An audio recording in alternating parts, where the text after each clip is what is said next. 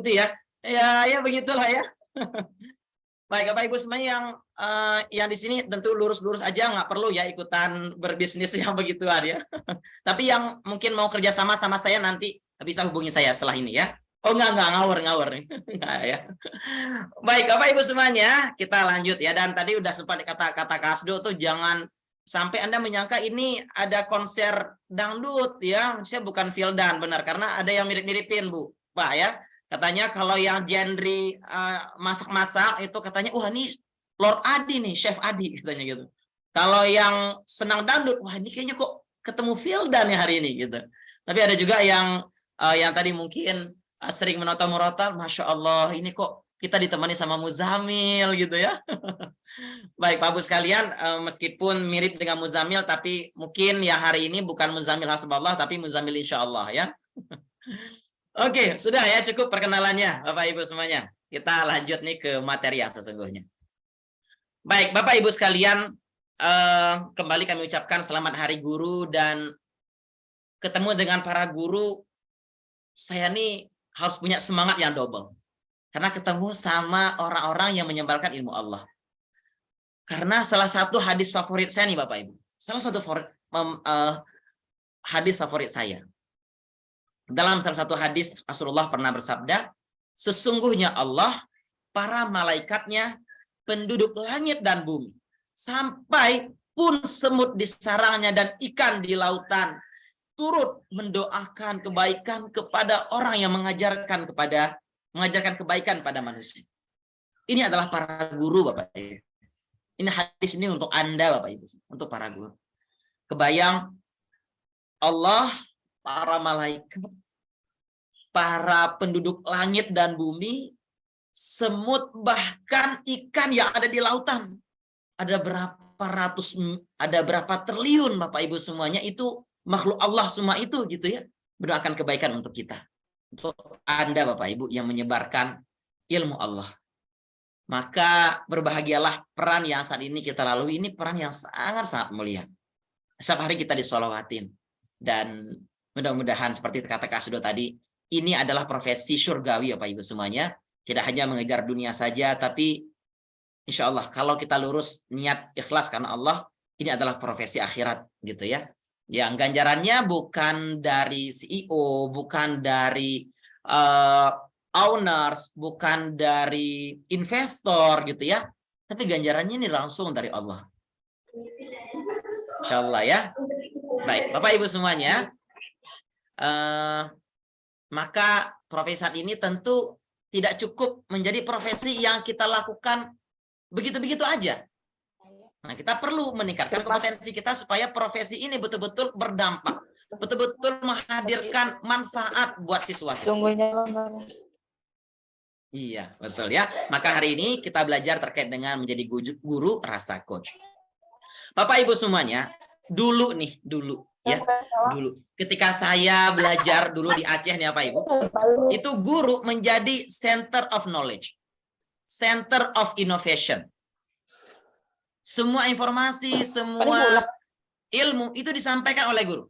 Jadi kalau pulang sekolah itu kalau udah saya bilang kata guru begini, itu udah titah gitu ya, itu udah mandatori, itu udah saklek, itulah informasi yang sungguhnya. Maka guru dituntut untuk tahu segalanya. Maka guru dituntut untuk bisa mengakomodir pembelajaran di sekolah. Gitu. Jadi dulu sekali lagi guru adalah center of knowledge, gitu ya. Dan menariknya kan kalau guru dulu apa Ibu semuanya kan ya, apa-apa itu ya, itu berdasarkan guru. Dan kalau siswa tidak bisa, itu ya dijewer, dilemparin kapur. Itu saya biasa sering banget tuh kalau udah ngobrol, tiba-tiba mendarat aja kapur tulis gitu ya. Sekarang masih ada nggak ya di tempat ibu guru masih pakai kapur tulis? Kayaknya udah nggak zamannya lagi, paling tidak spidol lah ya. Kalaupun nggak langsung ada digitalnya, paling tidak pakai spidol gitu. Nah tapi dulu biasa aja gitu. Dan kalau guru tuh dulu, wah misalnya sampai nempeleng gitu Bapak Ibu semuanya ya, itu siswanya, kemudian pulang ke rumah ngelapor ke bapak, Pak aku tadi dipukulin sama guru, aku tadi ditampar sama guru nih Pak, Sebelah mana ditampar? Sebelah kanan. Ini sebelah kiri katanya. Segitunya Pak Ibu semuanya. Jadi artinya tuh guru menjadi center of knowledge sangat dimuliakan dan pola belajar dulu seperti itu. Pola belajarnya demikian. Nah, sekarang kita ditantang dengan pola belajar yang berbeda nih Pak Ibu semuanya. Yang seperti sebelah kanan. Siswa ya saling berdiskusi, mencari informasi, mereka dituntut untuk bisa mandiri, guru mengawal. Guru mengawasi. Udah benar belum nih? Nah, udah tepat belum? Udah sesuai belum? Ngawasin dari samping gitu. Walaupun tetap guru tetap menjadi sumber informasi, tapi tidak seperti yang dulu lagi ya Pak Ibu. Nah, sekarang guru kalau nggak bisa, itu murid bisa cari tahu yang benarnya seperti apa. Tentunya sekarang dibikin format demikian supaya juga guru sebagai fasilitator. Gitu ya. Dan akhirnya Bapak Ibu semuanya, ketika peran guru itu memfasilitasi belajar, ada skill yang powerful, yaitu apa? Coaching. Guru mampu menjadi coach, mampu menumbuhkan para siswanya. Oke, nanti kita akan bahas ya Pak Ibu semuanya, seperti apa sih yang dimaksud dengan coaching gitu. Oke. Nah, tadi sudah ada yang pernah ya, ada yang belum. Sekarang saya ingin tahu nih Pak Ibu semuanya, apa itu coaching yang Bapak Ibu tahu? Boleh di kolom chat, boleh langsung open mic gitu ya. Silakan. Ada yang berkenan untuk jawab? Apa itu coaching? Oke, yuk silakan. Boleh di kolom chat, boleh langsung ngomong gitu ya. Oke. Bu Aan, daripada sibuk ngetik, boleh langsung ngomong aja Bu Aan. Nah, Bu Aan, apa yang Ibu tahu nih terkait dengan coaching? Silakan open mic ya. Supaya kita dengar dulu. Bisa open mic?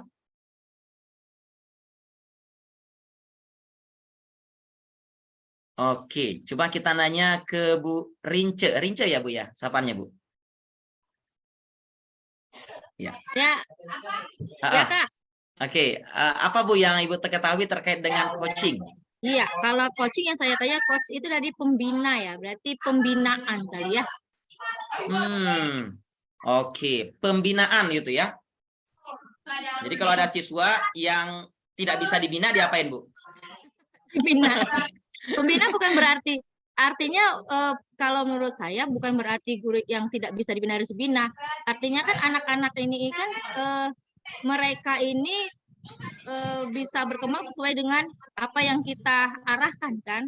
Bagian kalau kita baik ya insya Allah kan akan baik gitu. Makanya itu perlu dibina lebih baik gitu maksudnya. Gitu. Oh, luar biasa nih ya Bapak Ibu semuanya. Bu Rince ini hatinya masih sangat lurus. Saya tadi mau bercandaan gini. Biasanya tuh kalau nggak bisa dibina, dibinasakan gitu ya.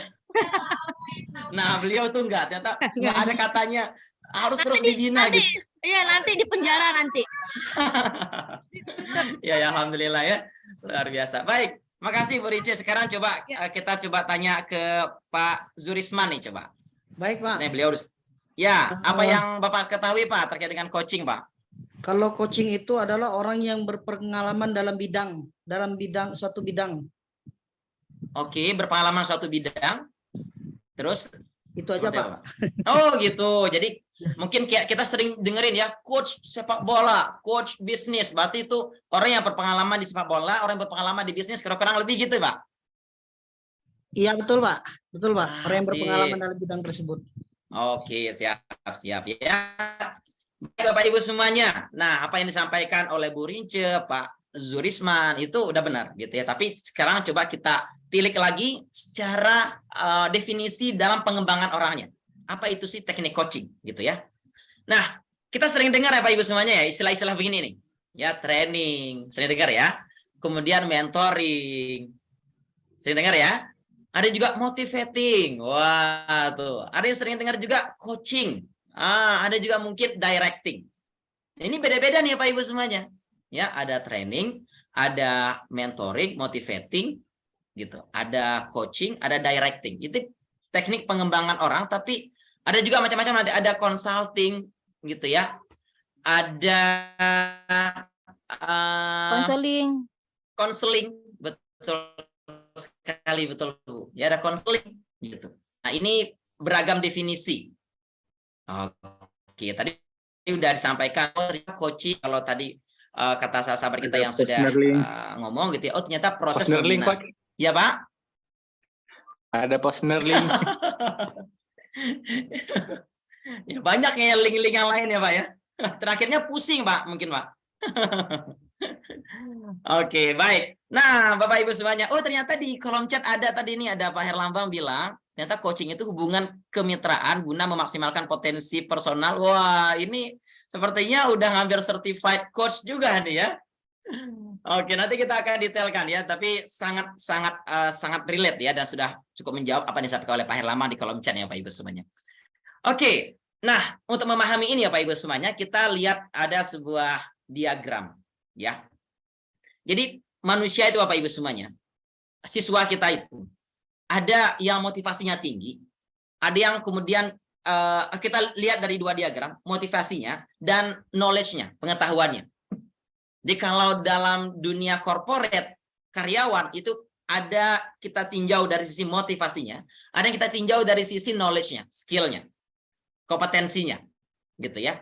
Nah, bagi siswa atau bagi karyawan, tim kita nih Pak Ibu semuanya, yang motivasinya rendah, kemudian knowledge-nya juga rendah. Diapain? Di directing aja. Directing itu apa? Diomongin, dikasih tahu, kamu harus ngapain. Gitu. Dan Bapak Ibu semuanya cenderungnya nih buat apa ya, anak-anak yang masih sangat kecil gitu ya, siswa PAUD, SD, itu cenderung yang banyak kita lakukan adalah directing. Jadi langsung aja ngajarin mereka. Cara berwudu itu begini loh nak. Mulai dari niat, mulai dari membasuh muka dan sebagainya itu diajarin langsung gitu. Di direct. Ada tim kita yang motivasinya ke sekolah, aduh males-malesan gitu ya. Ditanya, kamu ngapain sih hadir ke sekolah? Jawabannya sangat sepele banget gitu ya. Lalu cara dia ngajar juga biasa aja. Atau kalau dia karyawan, cara dia melakukan tugasnya juga sangat terbatas gitu ya. Maka yang efektif buat dia adalah dikasih direct aja. Pak, Bu, oke, setiap pagi Anda seperti ini ya, yang harus dilakukan adalah A, B, C, D, dan O, di direct aja. Nah, ini efektif. Kenapa? Motivasinya rendah, skill-nya juga rendah. Nah, kemudian kita ketemu tuh sama orang yang berbeda. Yaitu apa? Dia skill-nya bagus, motivasinya rendah. Kemudian kita relate nih ke siswa kita. Ada siswa kita sebenarnya pinter. Dia tuh sebenarnya kalau dicolok dikit aja gitu ya, dia dipancing dikit aja, sebenarnya dia tuh mudah menangkap informasi. Hafalannya bagus. Hitung-hitungannya bagus gitu. Dan sebagainya, kecerdasan intelektualnya bagus. Tapi motivasinya rendah. Ke sekolah itu males gitu ya, nyatet itu males. Terus apa ya, ketika ditanya diskusi juga ogah-ogahan. Nah, jangan-jangan motivasinya nih rendah sehingga kita dorong dengan memberikan motivasi. Jadi motivation skill gitu. Ada juga nih siswa kita yang secara motivasinya dia tinggi sebenarnya. Dia semangat ke sekolah itu rajin banget. Jam 7 udah tank gitu. Kalau jam 7 masuk itu udah, bahkan sebelum jam 7 dia udah datang. Bahkan kalau perlu titipin kunci pagarnya ke dia ngebukain bekas security-nya gitu ya. Saking semangatnya. Tapi dia ya secara pengetahuannya rendah. Nah, maka orang seperti ini kalau di siswa maka perlu lebih rajin untuk ngajarin dia. Perlu lebih sabar untuk ngajarin dia. Kalau di lingkungan kerja kita perlu di mentoring, perlu di training.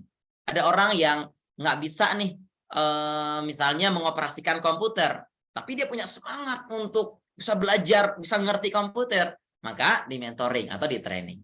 Gitu ya. Kemudian yang terakhir Bapak Ibu semuanya, ada golongan yang secara motivasinya dia tinggi dan secara skillnya dia juga tinggi. Nah, ini efektifnya di coaching. Efektifnya di coaching. Jadi siswa kita pun di level tertentu ada tuh Bapak Ibu semuanya, sebenarnya mereka ini udah rajin. Mereka ini udah bagus. Secara wawasan juga, secara pengetahuan dia ini udah oke. Nah, tinggal di coaching. Nah, pertanyaannya kan coaching itu apa? Kan gitu ya. Oke, Bapak Ibu semuanya, yuk kita pahami dulu. Nah, terima kasih ya Pak Herlambang tadi di kolom chat. Nah, sekarang saya ulang kembali. Itu kata terjemahan dari International Coach Federation atau ICF itu menjelaskan bahwa coaching itu hubungan kemitraan. Nah, ini ada kata yang menarik Bapak Ibu, kemitraan. Kenapa ya dipilih kata kemitraan?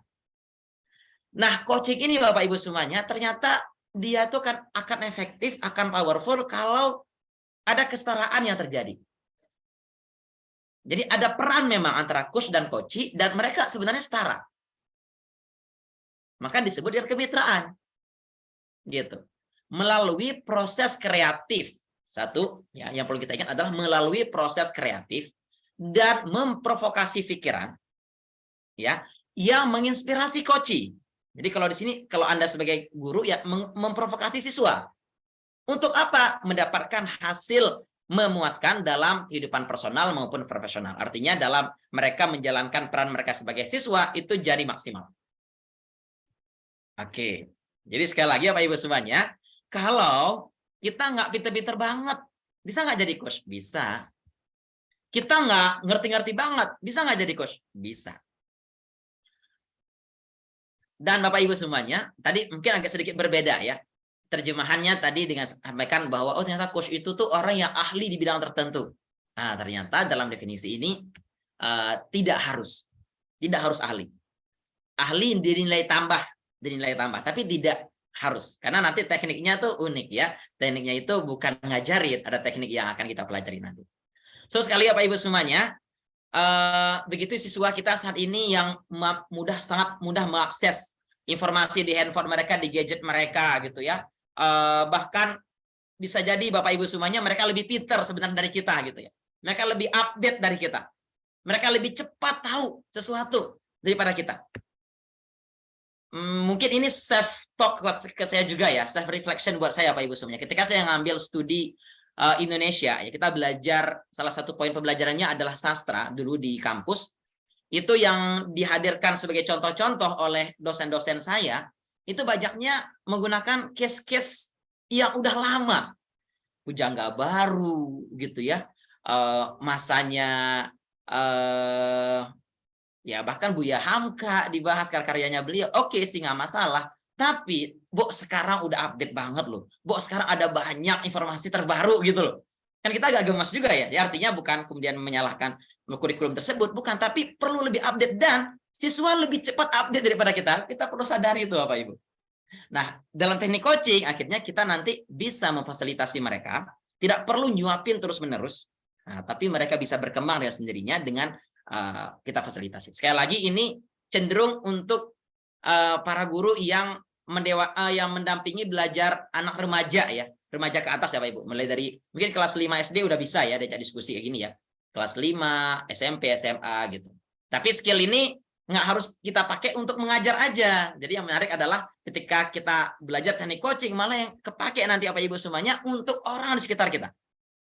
Salah satu testimoni ada peserta belajar kami ya Bapak Ibu semuanya ya di lembaga coaching itu kata testimoni beliau begini, setelah belajar coaching itu istrinya dan anak-anaknya itu bilang, Papa sekarang jadi lebih senang dengerin kami ya, Papa sekarang jadi nggak otoriter lagi ya, dulu itu kita tuh punya julukan loh ke Bapak itu otoriter gitu. Dan ternyata setelah dia belajar coaching malah ternyata skill coachingnya itu malah menghidupi dirinya, sehingga malah yang ngerasain manfaat yang pertama kali selain dari sebelum siswanya itu adalah keluarganya sendiri. Nah, nanti kita pelajari. Sekali lagi, ini definisinya dulu ya. Oke, Bapak Ibu semuanya. Nah, kita akan segera lanjut nih. Sebelum kita belajar tekniknya, kita perlu tahu dulu prinsipnya.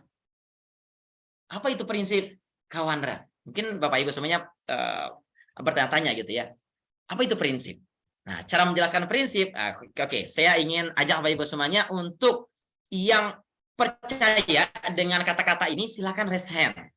Atau kasih reaction love lah, atau apa ya yang menunjukkan bahwa Anda setuju ya dengan kata-kata prinsip yang sering kita dengar di kehidupan kita nih Bapak Ibu. Yang pertama, setiap orang pada dasarnya baik. Siapa yang setuju? Oke, sip. Siapa lagi yang setuju? Nah, setiap orang pada dasarnya baik. Kita sering dengar nih Bapak Ibu. Oke. Nah, coba kita tanya dulu nih ke Bu Sari. Boleh ya Bu ya? Nggak apa-apa, nggak open kamera, open mic saja. Nah, kenapa Ibu kemudian setuju dengan kalimat setiap orang pada dasarnya baik, Bu? Ya, karena pada dasarnya kan kita lahir secara fitrah sebagai orang yang baik. Nah, yang membuat kita buruk atau enggak itu kan bisa pengaruh lingkungan, orang-orang di sekitar kita, dan mungkin niat dari diri kita sendiri. Kita mau tetap menjadi orang yang baik atau kita mau mengikuti kondisi di lingkungan yang mungkin tidak baik tadi gitu. Oh, oke. Oke, terima kasih ya. Bahwa kita ternyata sebagai orang yang istilahnya seperti gitu. Oke. Jadi lingkunganlah yang membuat kita kurang baik kalau kita mengikutinya. Tapi kalau kita bisa membentengi diri kita, insya Allah kita akan menjadi orang yang tetap menjadi orang yang baik gitu. Gitu, Pak. Oh, siap. Makasih Bu Sari ya. Ya, Coba sama-sama. yang tidak setuju. Yang tidak setuju. Ada yang berkenan untuk jawab? Yang tidak setuju. Yang tidak setuju dengan kata-kata setiap orang pada dasarnya baik. Ada nggak? Oh, banyak yang setuju ya. Oke, baik. Ini banyak yang setuju. Ternyata kalimat-kalimat awal ini ternyata banyak yang setuju. Sekarang coba kita lihat kalimat yang keduanya. Diam adalah emas. Wah, ini sering kita dengar juga nih ya Bu ya. Di kehidupan kita ya. Siapa yang setuju dengan diam adalah emas? Oke, siap ya. Coba kita tanya nih ke ini yang dari SD Al-Hikmah Semarang siapa nih? Ada 2, Pak. Oh, ada Bu Ayu juga ya. Oke. Ya udah Bu Ayu deh. Bu Ayu Bu, kenapa setuju dengan diam adalah emas, Bu? Enggak, saya mungkin kurang setuju sih. Oh, malah kurang setuju ya? Bu Ayu kurang setuju? Kadang kan ada kewajiban kita juga.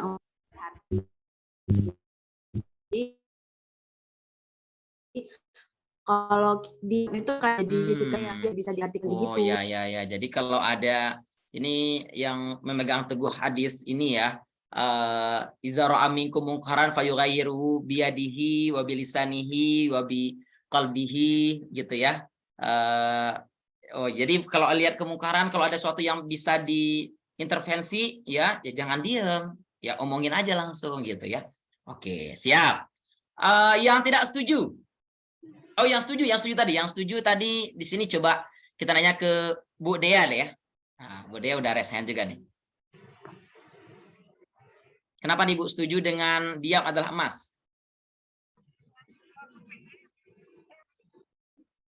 Bisa open mic, Bu? Bu Dea? Oke, mungkin dalam perjalanan mikir ya.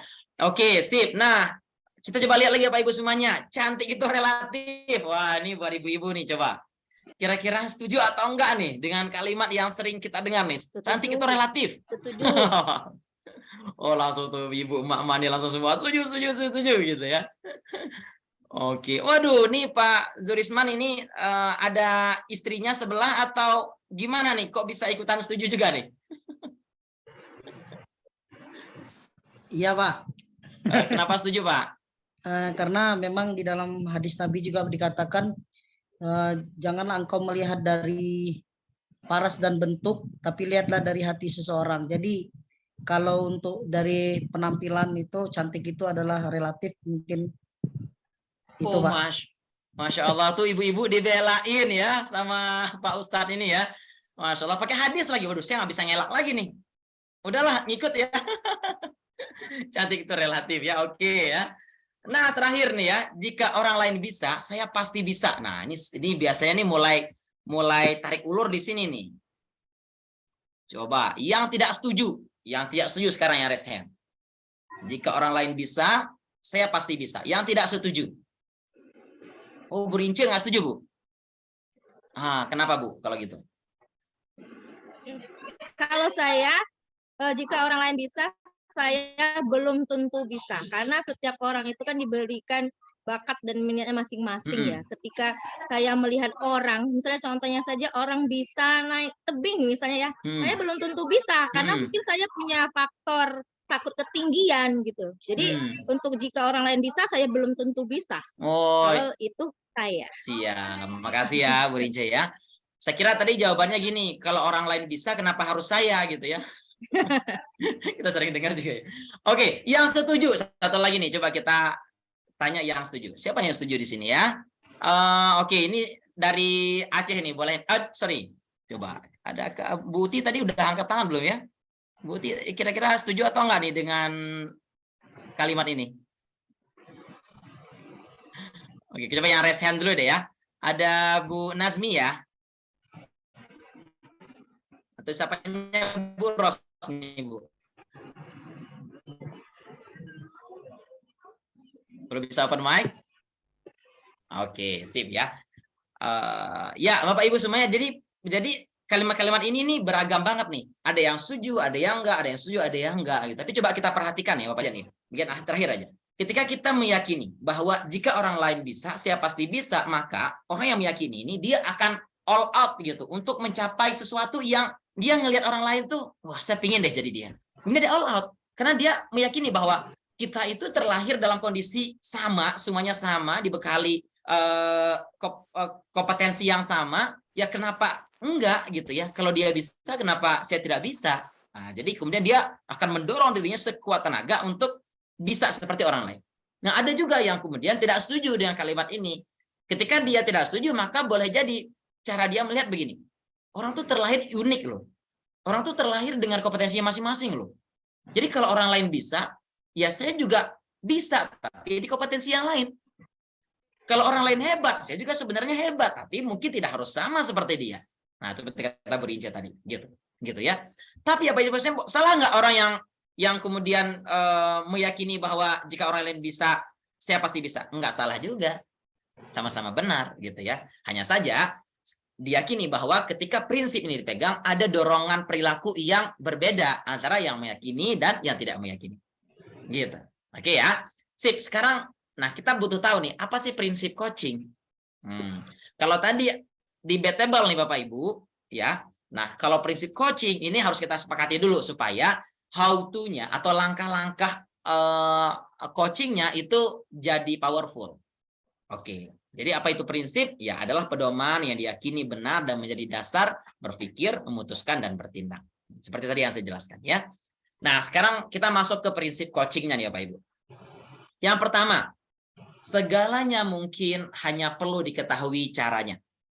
Oke, sekali lagi, prinsip coaching yang pertama adalah segalanya mungkin hanya perlu diketahui caranya. Ah, masa sih, Kawandra? Banyak tuh yang tidak mungkin. Iya, karena kita nggak tahu caranya aja. Gitu kan. Contoh gini Bapak Ibu. Dulu ketika orang belum menemukan pesawat terbang, maka di zaman itu tidak ada yang percaya orang tuh bisa terbang. Nyaris nggak ada yang percaya orang yang bisa terbang. Nggak mungkin. Gimana ceritanya kita bisa di angkasa gitu? Nggak mungkin. Nggak mungkin. Kenapa? Karena belum diketahui caranya. Tapi begitu dibuat pesawatnya, begitu ternyata, oh ada teknologinya loh. Oh ternyata ada caranya loh.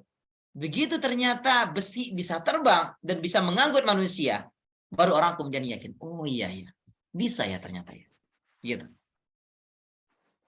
Ada juga orang yang kemudian dulu nggak percaya manusia bisa terbang. Manusia bisa ke bulan, nggak percaya. Tapi apa yang terjadi ketika John F. Kennedy memutuskan bahwa akhir jabatan saya, akhir tahun ini kita akan memberangkatkan manusia ke bulan. Kemudian berangkatlah Neil Armstrong, betul ya Bapak Ibu ya. Walaupun sebenarnya Neil Armstrong kecewa ya Bapak Ibu ketika nyampe di bulan, karena ternyata ada yang lebih dulu di bulan. Kenapa? Karena ketika pulang ditulis tuh Neil Armstrong pulang dengan selamat. Oh ternyata ada Mas Selamat dulu yang udah nyampe di bulan duluan gitu ya. Nyampe, loh, saya Mas Selamat toh gitu. Ya pulang bareng-bareng sing aku gitu ya. Ayo, jadi pulang bareng tuh mereka ya.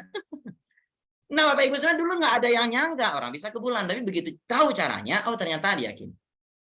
Ini prinsip ini butuh kita keyakini. Kenapa gini? Karena kadang tuh Bapak Ibu, saya pun kita ngajar siswa gitu ya, ngajar anak-anak gitu. Kadang ada dorongan judging, dorongan bilang, emang dia nggak bisa sih orang, emang bebal sih, emang orangnya kayaknya susah gitu. Kita udah judging duluan.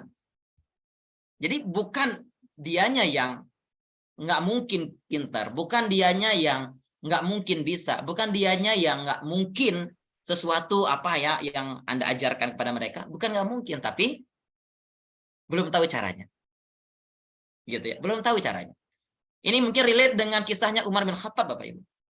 Apa julukan apa ya anekdot ya di masyarakat Mekah khususnya yang sudah Muslim pada saat itu, masyarakat Muslim di Mekah saat itu.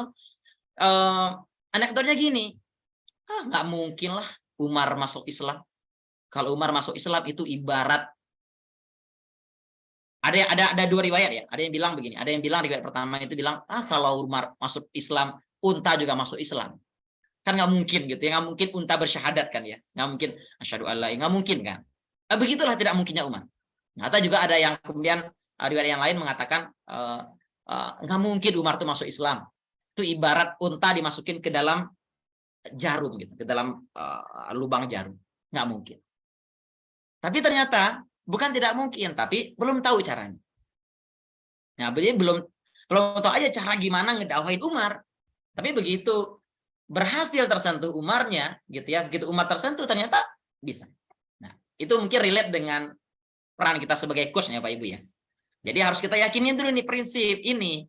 Jadi kalau ada siswa kita yang nyebelin banget gitu ya, yang tadi kalau nggak bisa dibinasakan, nah wait and see dulu bahwa mungkin sekali lagi bukan dianya yang nggak bisa, bukan kitanya yang belum bisa untuk membuat dia bisa, tapi caranya aja yang perlu kita ketahui. Prinsip yang pertama. Kemudian kita lanjut nih prinsip yang kedua nih ya Pak Ibu. Nah, prinsip yang kedua adalah semua orang telah memiliki sumber daya yang dibutuhkan.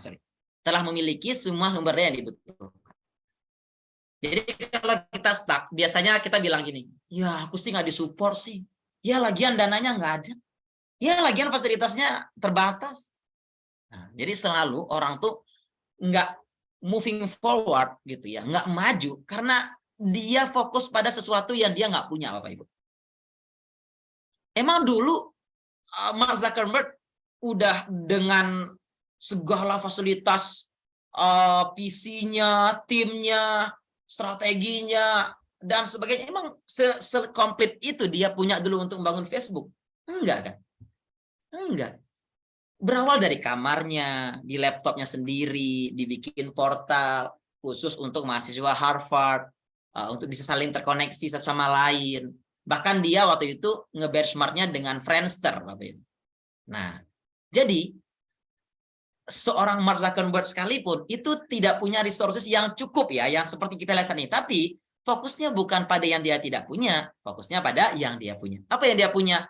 Dia punya laptopnya, dia punya ilmu untuk ngebikin websitenya, dia punya relasi teman-teman Harvard untuk ayo nyobain dong, join dong di Facebook gitu ya dan sebagainya. Gitu Bapak Ibu. Emang dulu Steve Jobs juga udah punya pabrik iPhone yang sedemikian canggih? Yo enggak. Berawal dari mana? Berawal dari garasi kan. Garasi yang udah nggak kepake gitu ya, sangat berantakan.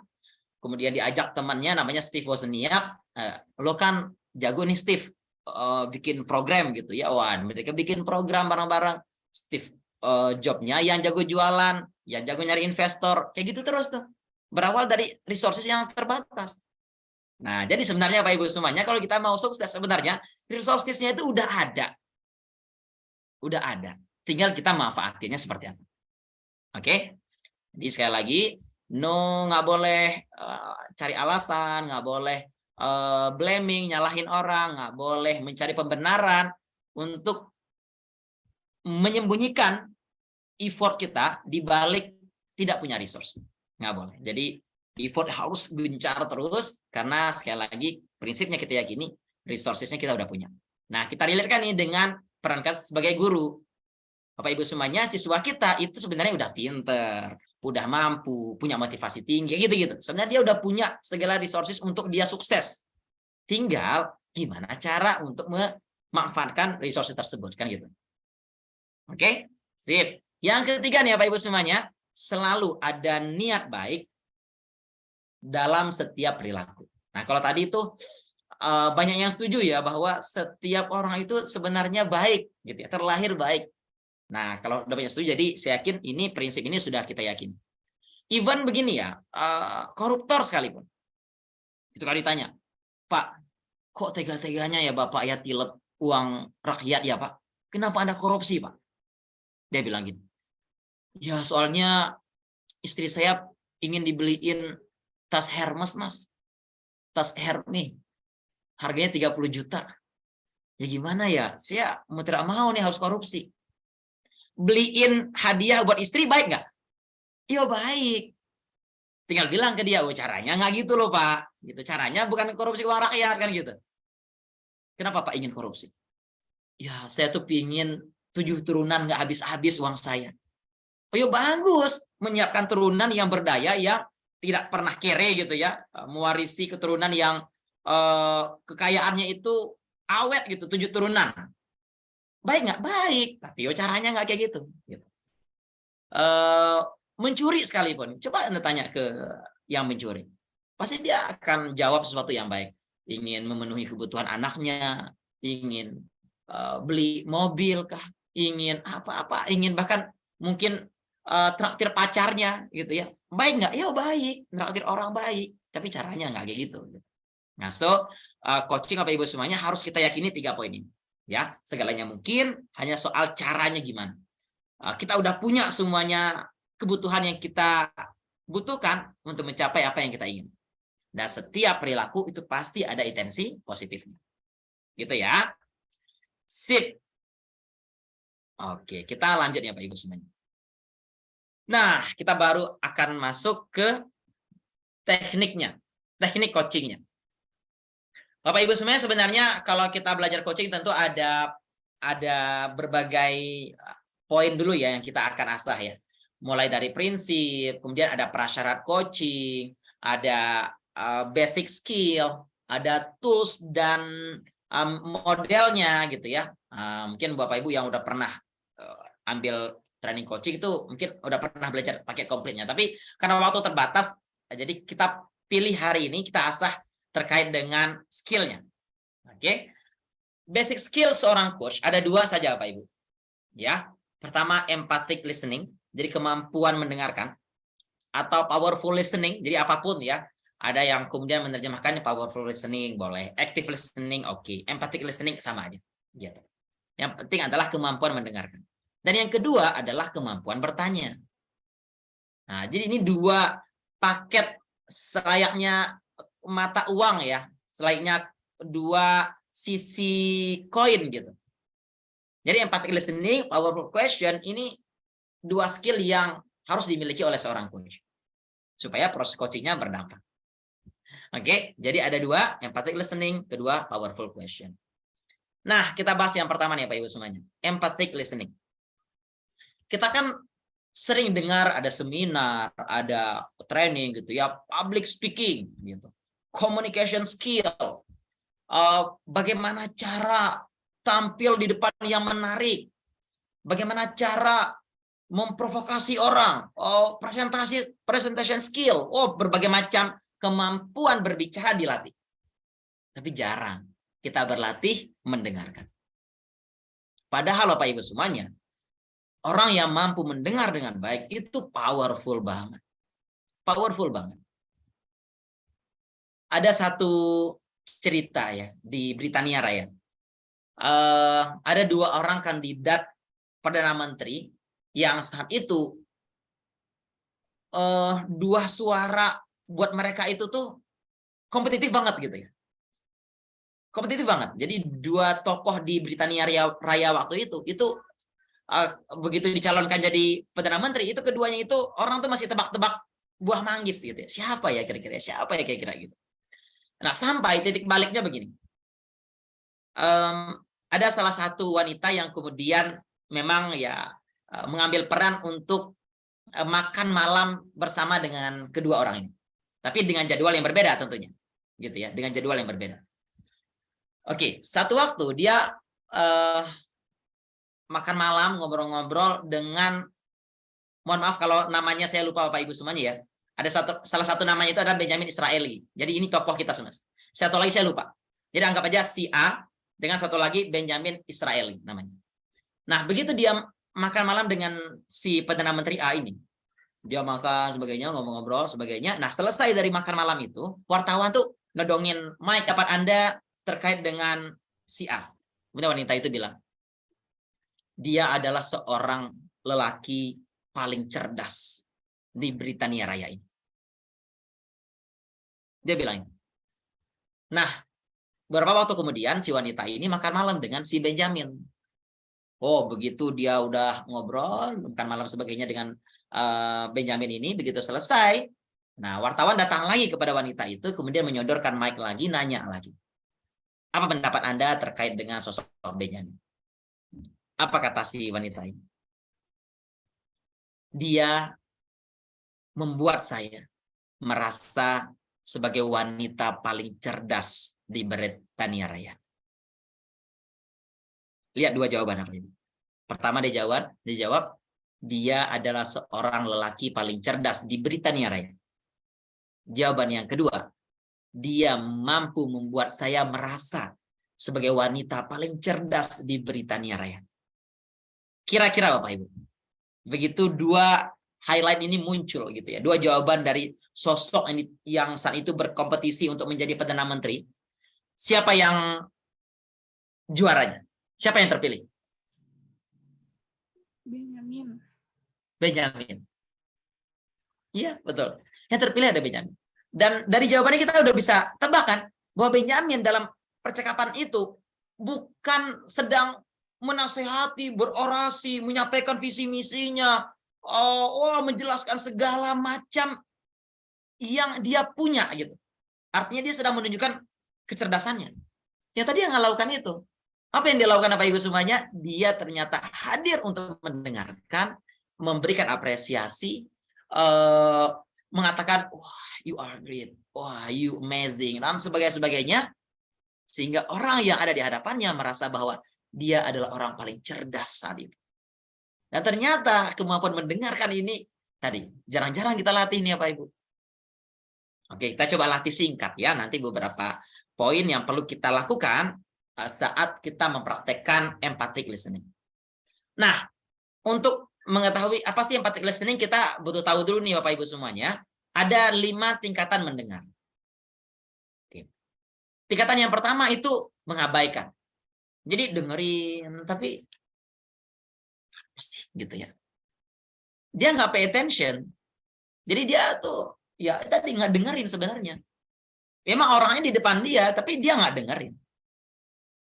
Gitu. Jadi kayak ini perbedaan antara listen dan hear.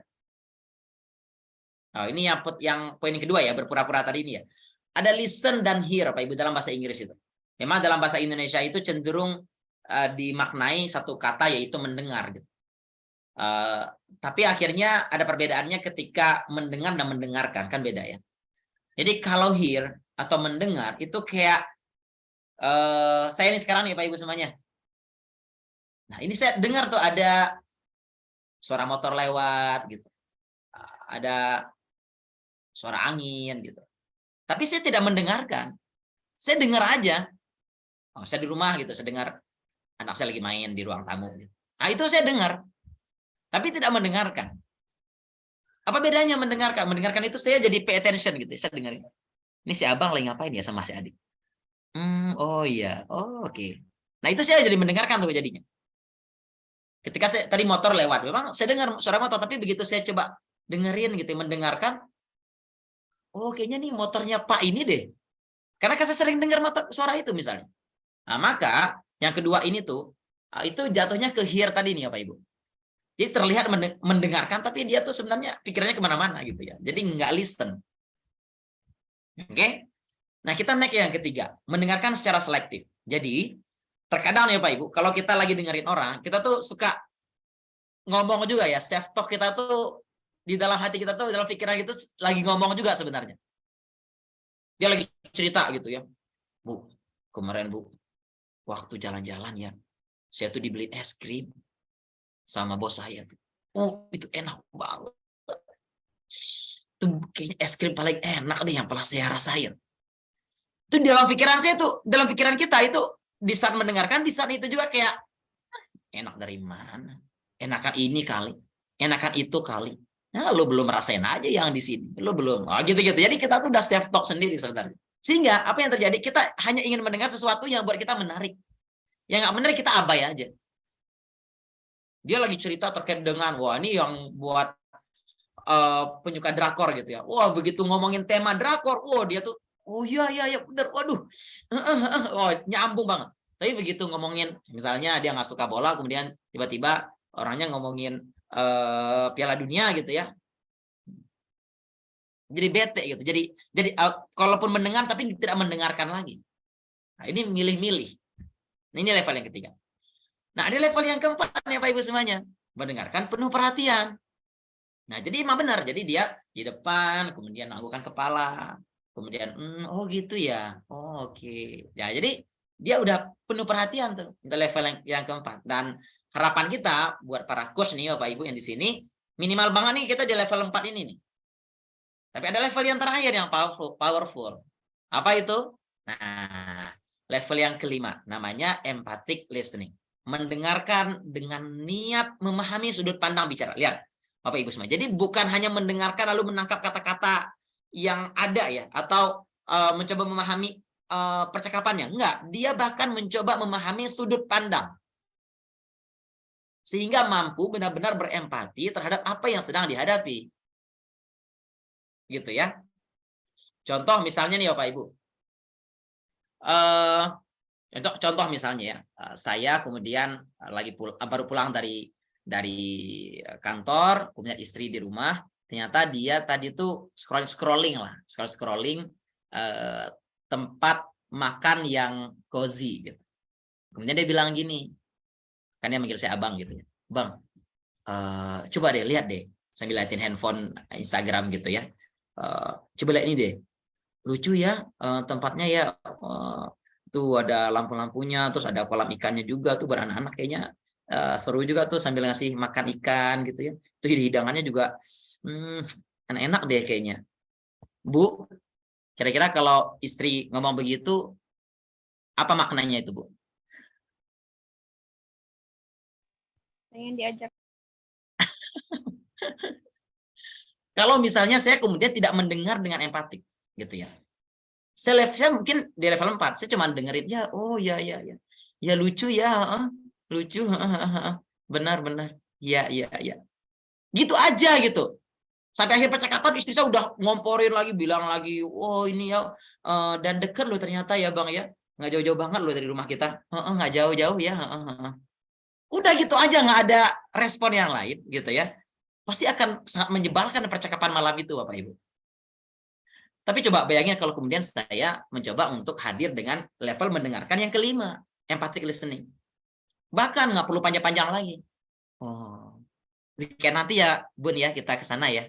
Udah tuh langsung, ini ya maksudnya gitu ya. Langsung nyambung. Karena tadi mencoba memahami sudut pandang. Kalau cuma memahami kata-katanya, mungkin saya tadi hanya akan bilang, oh ya lucu ya. Udah gitu. Tapi oke, ya udah ya, akhir pekan nanti ya Bun ya, hari Sabtu ya kita ke sana ya. Udah selesai gitu ya. Oh, berarti dengerin saya itu dengan penuh perhatian gitu ya. Nah, gitu Bapak Ibu semua. Jadi level yang kelima ini adalah level mendengarkan dengan empati. Caranya gimana? Kan gitu ya. Caranya gimana ketika kita dengan siswa nih, kita bisa relate nih peran kita sebagai siswa nih Bapak Ibu. Peran kita sebagai guru ketika mendampingi siswa. Kadang mereka curhat.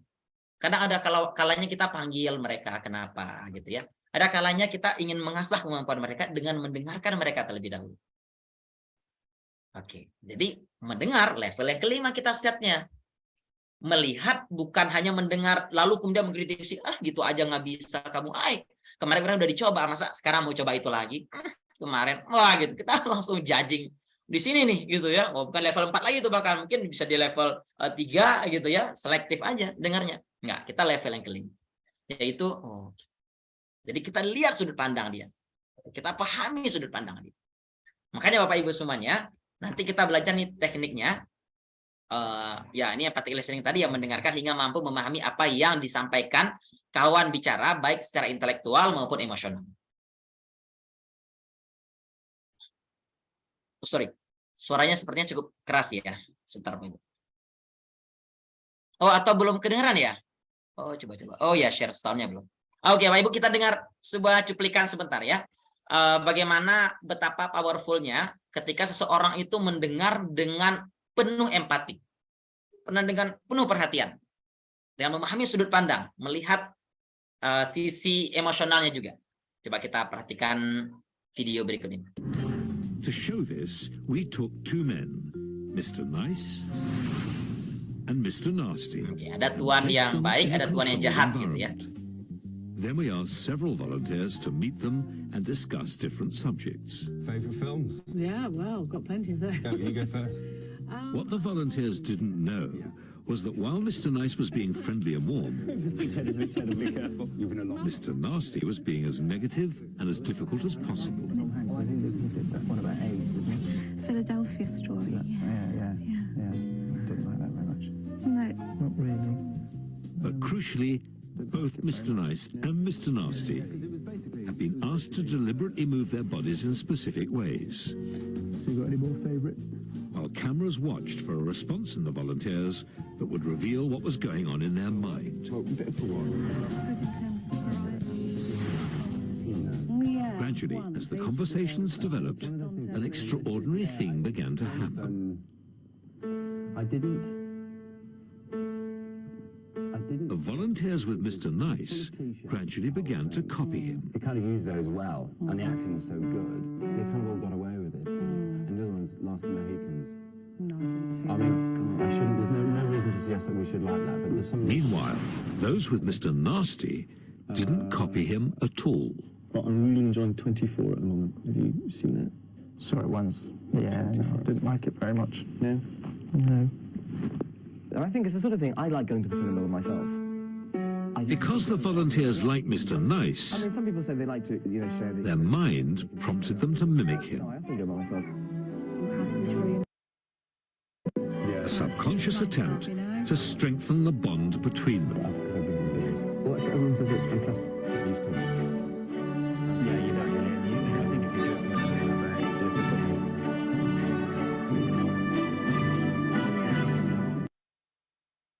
There are so many great people that you can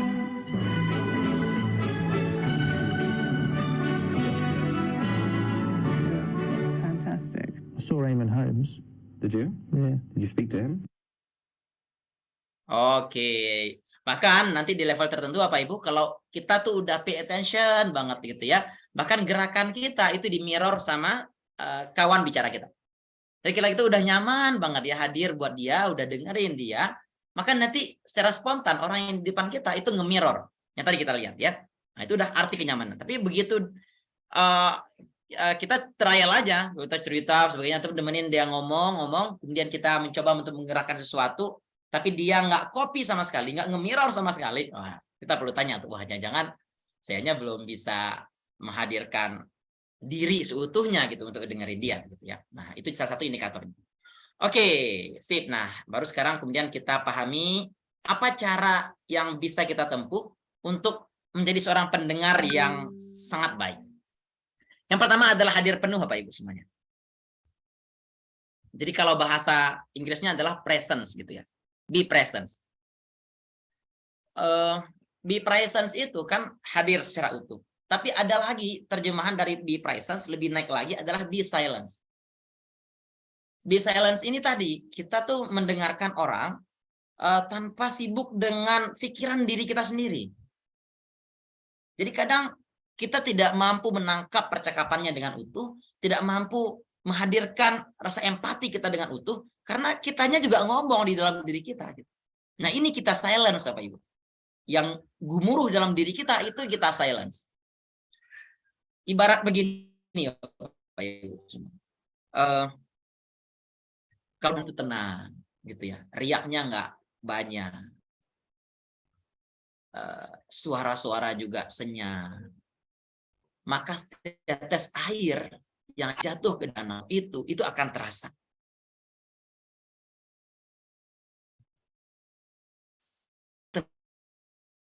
Danau itu tuh riuh gitu ya, riaknya besar-besar, anginnya kencang, suara-suara pepohonan juga riuh gitu. Itu mau dilemparin seember air juga nggak akan terasa ngaruhnya.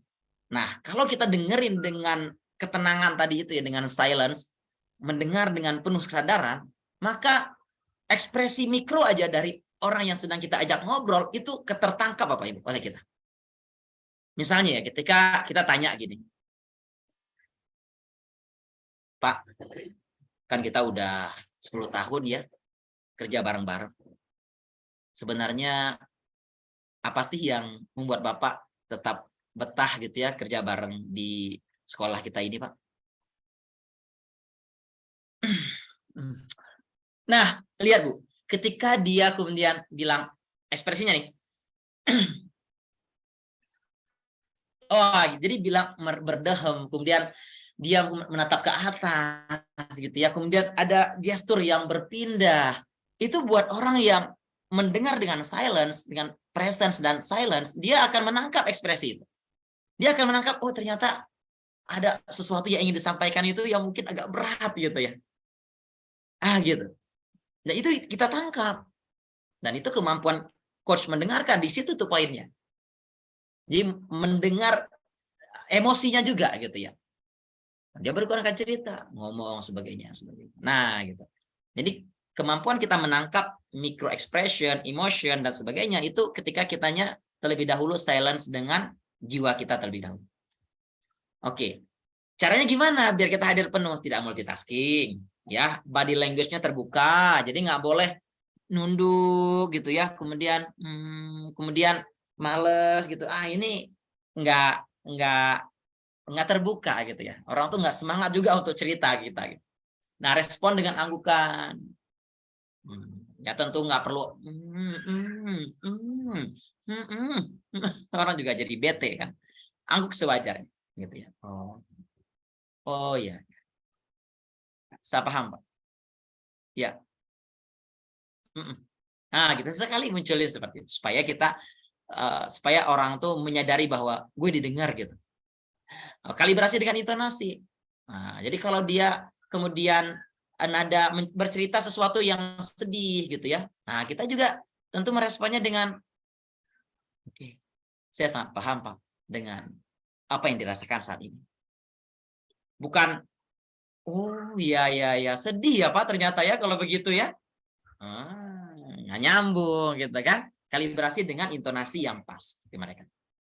Nah, kemudian yang kedua adalah temukan kata kunci. Jadi kata kunci ini Bapak Ibu semuanya boleh yang betul-betul yang sifatnya diucapkan, ada juga yang tidak terucap. Gitu ya. Nanti tidak terucap itu bisa aja kita menemukan itu, oh ternyata beliau tuh jadi kita temukan. Nah, kalau yang terucap langsung, temukan kata kunci di sini, kita bisa duga, oh ternyata ini kata kuncinya melalui apa? Oh, itu kalimat diulang. Itu kata-kata diulang. Oh, itu kata-katanya ditekan. Oh, itu kayaknya ada makna ganda di situ. Gitu ya. Jadi ada 3 indikator ini Bapak Ibu. Kemudian yang terakhir adalah eksplorasi kata kunci. Nah, begitu ditemukan kata kuncinya, oh ada kata-kata yang terulang, ada gestur yang ditekankan gitu. Kata artinya oh ada yang berbeda, begitu dia mengucapin kata tertentu itu ada ekspresi yang berbeda. Nah, bisa juga ditangkap. Nah, kemudian dieksplor. Eksplor caranya gimana? Pertama bisa di paraphrase. Paraphrase itu diulang. Contoh. Pak, saya kerja di sini itu kan udah 10 tahun ya. Tapi ya, Bu, kok kita tuh nggak kemana-mana ya, Pak? Kok kita itu ya udah 10 tahun gitu loh, Pak. Masih di sini-sini aja, siswa segitu aja, prestasi segitu-gitu aja. 10 tahun seharusnya sih banyak hal yang bisa kita capai ya, Pak. Masa sih harus gini-gini aja, Pak, kita, Pak? 10 tahun loh, Pak. Udah sekian lama. Kira-kira kata kuncinya apa? Yang Anda tangkap Bapak Ibu, kira-kira kata kuncinya apa? Iya, kata kuncinya adalah 10 tahun yang berulang-ulang tadi diucapin. Wah, itu kan 10 tahun. Nah, nanti bisa kita paraphrase Bapak Ibu. Baik, Pak. Udah 10 tahun ya, Pak? Ya, ya. Memang waktu yang tidak singkat, Pak, 10 tahun. Nah, mencoba untuk paraphrase menemukan katanya dan kemudian mengulanginya. Oh, udah 10 tahun ya, Pak. Udah 10 tahun itu diulang lagi. Itu dia, oh iya, ya. Anda dengerin saya, Pak. Nah, kemudian bisa di-acknowledge. Nah, dengan case yang sama nih 10 tahun. Bisa di-acknowledge langsung. Udah 10 tahun ya, Pak. Ya, saya tadi menangkap bahwa ketika Bapak menyampaikan 10 tahun itu bukan waktu yang sebentar buat Bapak.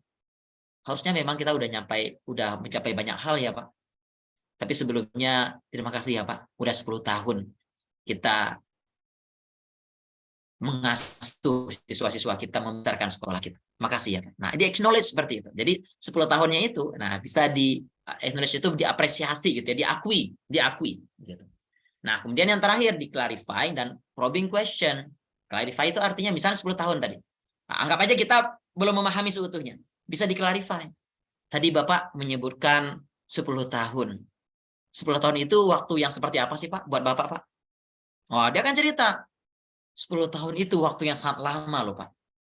Buat dia, oh ternyata 10 tahun itu waktu yang sangat lama. Tapi boleh juga dia kemudian bilang, 10 tahun. Buat saya sih ini waktu yang ya, sebenarnya sih belum terlalu lama ya. Saya kerasa juga sih, 10 tahun juga kita sini. Nah, oh ternyata waktu 10 tahun buat dia ternyata nggak terlalu lama. Bisa di-clarify seperti itu. Kalau belum jelas ya, artinya dia cuma mengulang kata 10 tahun. Begitu. Nah, probing question tadi kan di-clarify dengan cara, apa sih Pak yang Bapak maknai dari 10 tahun? Nah, dia akan cerita tuh. Oke, kemudian siswa kita nih ya Pak Ibu. Siswa kita. Misalnya case-nya adalah siswa kita ini tuh tadi orangnya dia tuh punya leadership yang bagus gitu. Artinya dia ketika dia ngajak teman-temannya itu powerful gitu. Teman-temannya ngikut aja. Cuman ya gitu, kadang-kadang dia agak nakal juga. Jadi temannya ikutan nakal. Nah, kemudian kita ajak ngobrol. Kita tanya. Nah, Ibu lihat kamu tuh berpengaruh banget orangnya. Kamu tuh mudah banget tuh ngajak teman-teman kamu gitu ya. Sosok pemimpin gitu di sini. Ibu pengen tahu aja sih. Kira-kira apa sih yang kamu inginkan nih dari sekolah? Misalnya gitu. Pertanyaan gitu. Ya Bu, saya tuh ingin sekolah itu memfasilitasi kita loh Bu. Kan kita ini udah, ya bukan anak kecil lagi ya Bu. Yo, masa semuanya diatur gitu loh. Itu kan, ya itu kan zaman dulu lah gitu. Sekarang itu kita udah bisa mandiri. Ya tinggal difasilitasi aja gitu. Nggak perlu harus dibikin aturan yang ketat. Wah, harus begini, harus begitu. Aduh, ribet Bu. Saya tuh malas begitu tuh Bu. Jadi ya fasilitasi itu gampang lah. Nah sekarang tuh bisa. Lihat, ada kata yang berulang tuh fasilitasi. Nah bisa kita tangkap tuh paraphrase. Oh jadi kamu ingin ya bahwa proses belajar di sini tuh bentuknya difasilitasi gitu ya.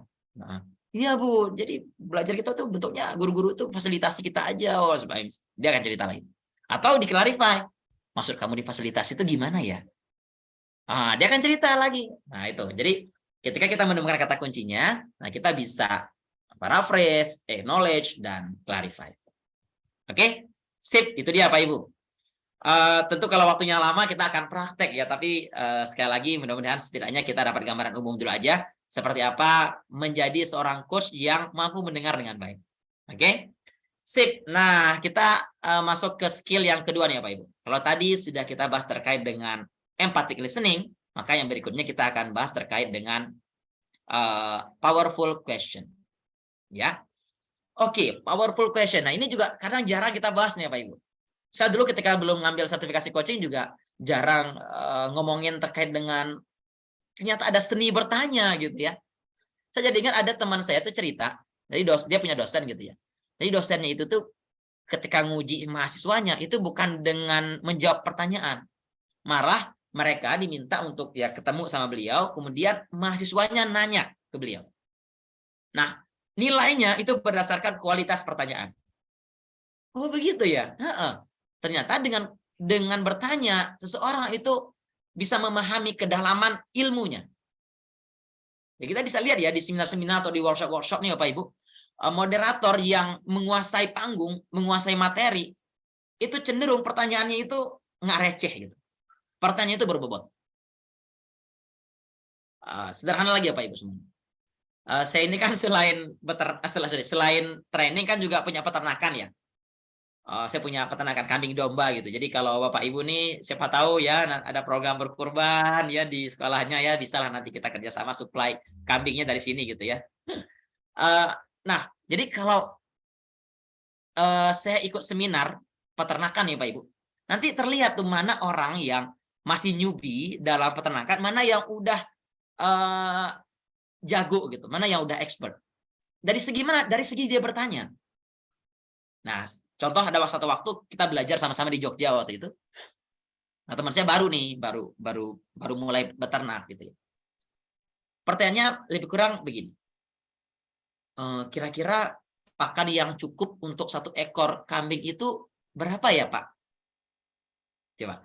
Pertanyaannya tadi ya. Pakan yang cukup untuk kambing itu sehari berapa banyak ya, Pak? Itu pertanyaannya. Bagus nggak ya? Bagus ya, akan dijawab. Gitu. Tapi coba bandingkan dengan pertanyaan yang orang yang udah terbiasa. Gitu. Kami itu pakannya Pak itu antara serat dari rumput dan proteinnya dari konsentrat. Nah, ini kan ada beberapa jenis rumput.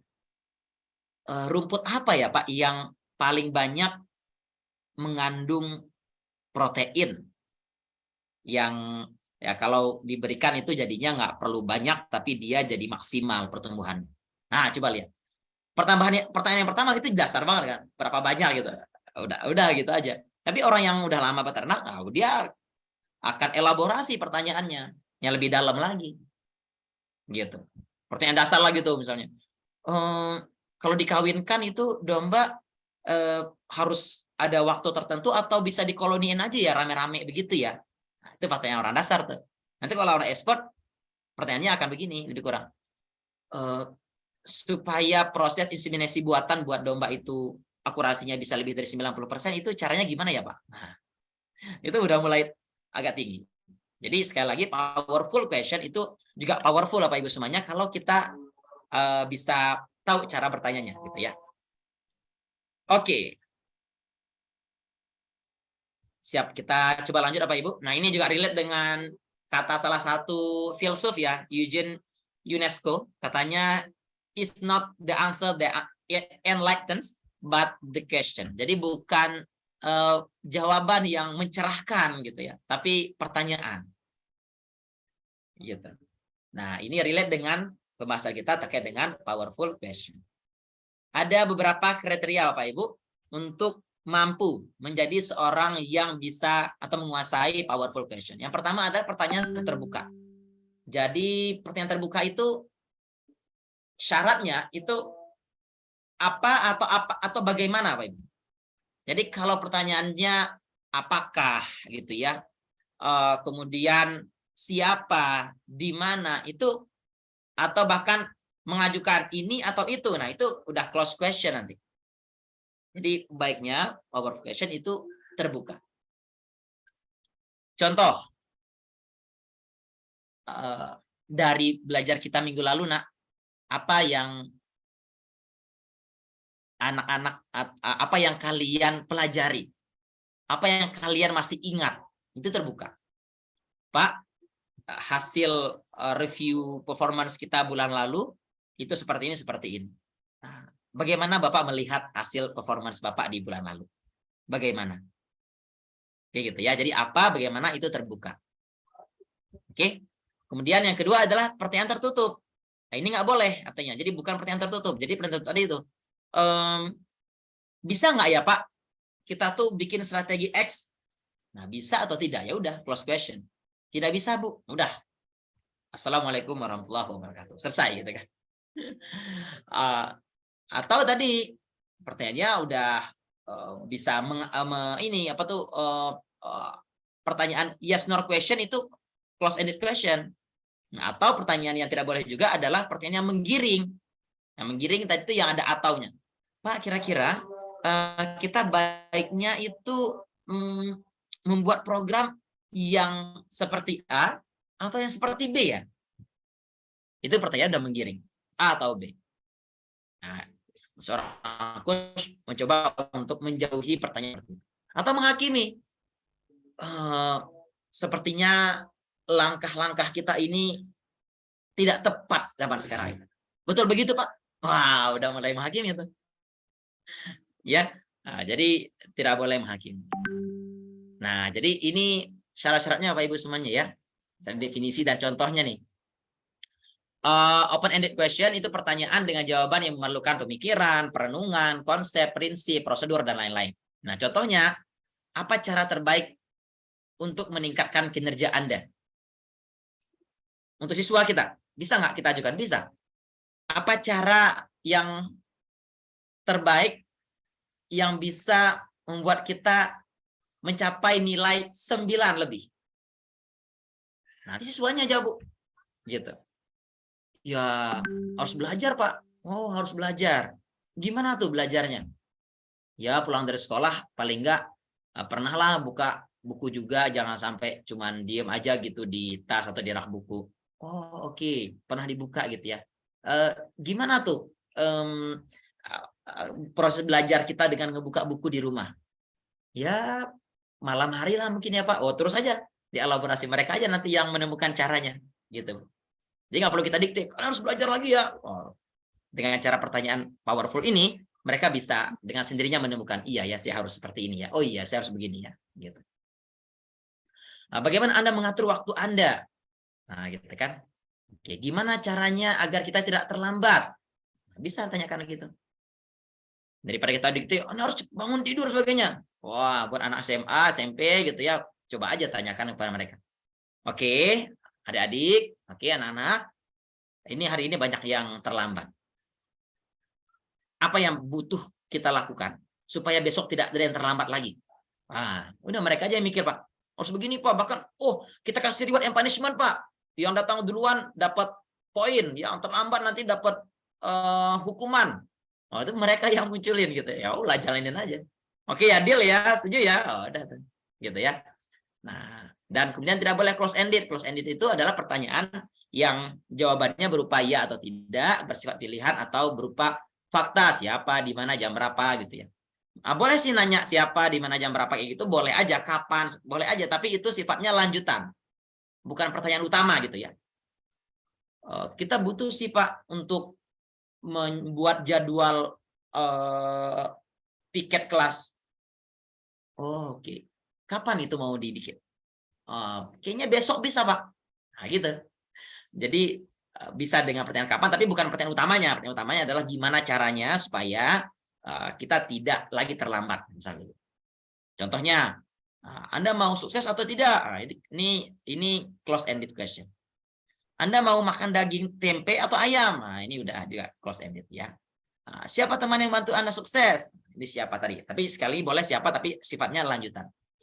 Atau leading, pertanyaan yang secara halus mengarahkan dan cenderung itu judgment atau tidak netral gitu ya. Apakah Anda memiliki masalah dengan atasan Anda? Saya perhatikan ya berapa hari ini kamu terlambat terus. Kamu ada masalah di keluarga? Gitu ya. Itu udah judging duluan. So tahu Ibu, dari mana? Saya ada masalah sama Ibu malah, waduh. Biasa anak remaja ya. Bagaimana Anda bisa gagal dalam proyek ini? Siapakah pernahkah Anda berpikir yang Anda lakukan ini salah? Wah, ini udah judging lagi. Kamu pernah mikir nggak sih kalau kamu lakuin itu tuh nggak baik? Wah, itu juga judging.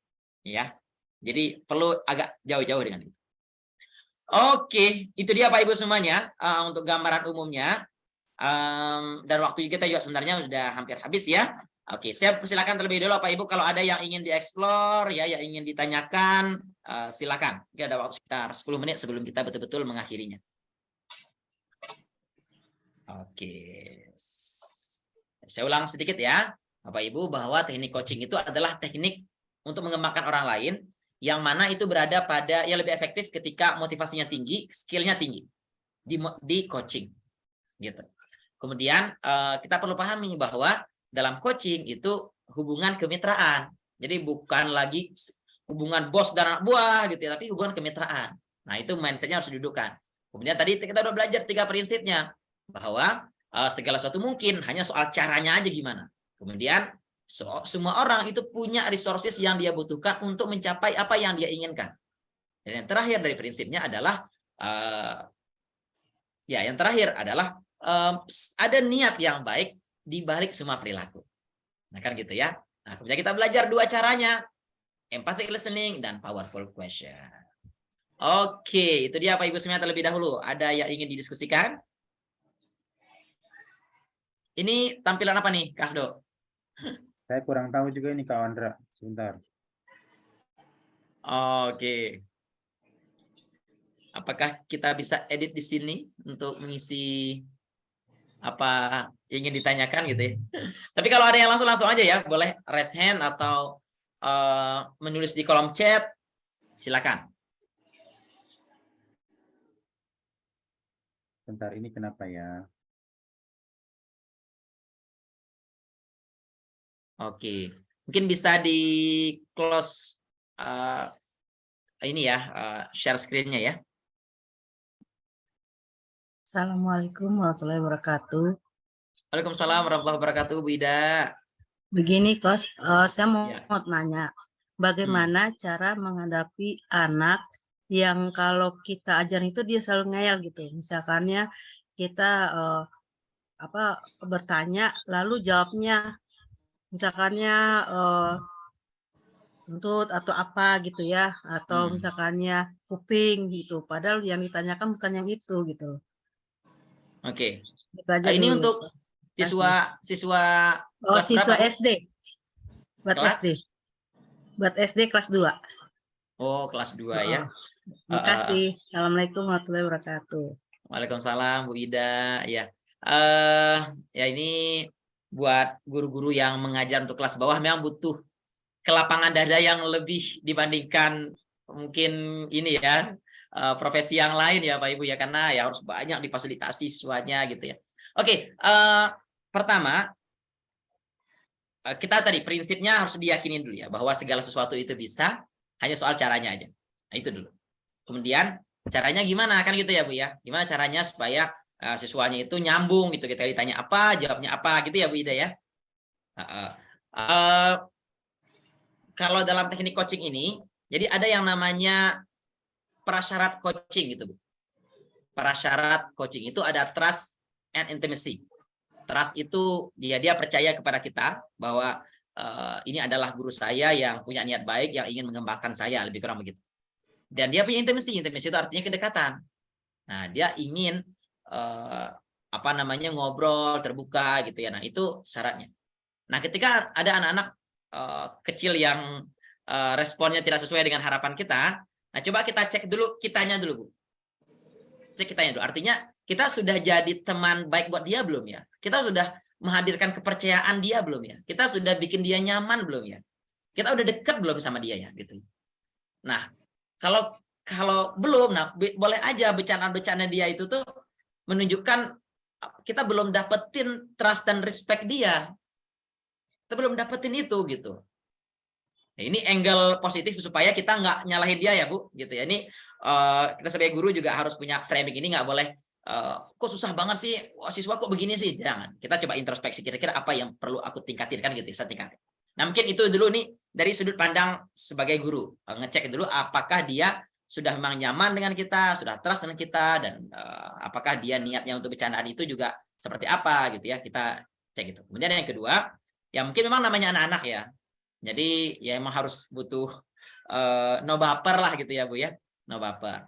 Nah tapi kalau saya sih ketika ngajar anak-anak, saya fokus ke tujuannya aja. Fokusnya terutama ke tujuannya. Respon dia bercanda, respon dia nggak sesuai dan sebagainya, itu kan di luar kendali kita ya. Nggak bisa kita kendalikan gitu ya, responnya dia. Nah, yang bisa kita pastikan adalah dia mendapatkan nggak manfaatnya, dia on track nggak dalam pembelajaran ini gitu. Nah, kalau kita anggap itu masih on track, ya nggak apa-apa. Siapa tahu dengan malah bicara-bicaraan dia, celutukan dia tadi itu yang mungkin buat kita nggak nyambung, tapi ya mungkin itu cara dia buat supaya nyaman gitu belajarnya ya, nggak serius atau gimana. Saya juga kurang paham seperti apa kondisi nyatanya ya Bu Ida ya, tapi jawaban kurang lebihnya begitu. Yuk, secara diri pribadi, lihat dulu apakah kita sudah betul-betul menghadirkan kenyamanan, kedekatan, kepercayaan dan respect dari dia. Dan yang kedua, apakah tetap masih fokus pada tujuan pembelajaran? Kalau masih fokus, lanjut aja terus gitu ya. Oke, sip. Satu lagi mungkin apa Ibu? Ada yang ingin bertanya juga kah? Oh, ini di kolom chat ada ya sepertinya ya. Oh, di perkuliahan. Oke, maaf Kak Wandra, sebagai mahasiswa seperti yang Kak Wandra sampaikan, dosen itu menilai pertanyaan jika berbobot atau tidak. Ya, betul. Mahasiswa dituntut untuk berpikir kritis. Nah, bagaimana caranya agar kita mempunyai pertanyaan yang berbobot dan kritis? Dan apakah orang yang mempunyai pertanyaan berbobot itu mempengaruhi kecerdasan atau karena memang berilmu dan bagaimana? Oke, cara ininya begini. Ini tadi Kak Musibatus. Oke, begini Kak. Ya, memang tadi ketika saya sampaikan bahwa salah satu cara mengukur kecerdasan atau pemahaman seorang itu dari dia bertanya. Yes. Karena pertanyaan yang berbobot itu bisa terlihat dia mendalami atau tidak. Nah, kalau pertanyaannya gimana caranya untuk menciptakan pertanyaan berbobot, ini agak beda case ya dengan teknik coaching ya. Kalau teknik coaching tadi itu kan yang tiga tadi itu, terbuka, tidak tertutup, kemudian nggak boleh leading atau judging. Kalau ini teknik yang sebenarnya bisa dikuasai oleh siapapun, dia tidak ada persoalan dia menguasai atau tidak.